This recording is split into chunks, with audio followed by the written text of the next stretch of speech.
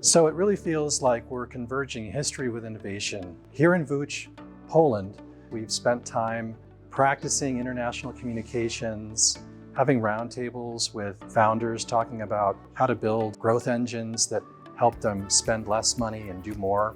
We've also been able to talk about using AI as an advantage.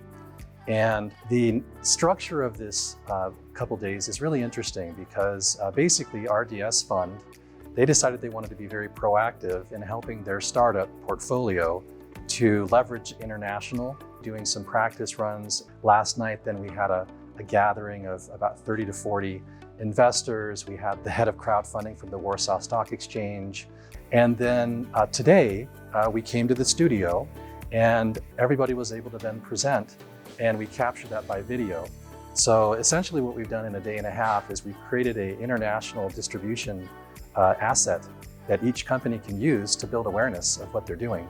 And they've done it based on 5 or 6 presentation test runs with a full setup of 3 video cameras and microphones and experts, and all of it's being done here in sort of an encapsulated manner. So very exciting format. They're doing things in a way that helps get the word out on the street about their companies.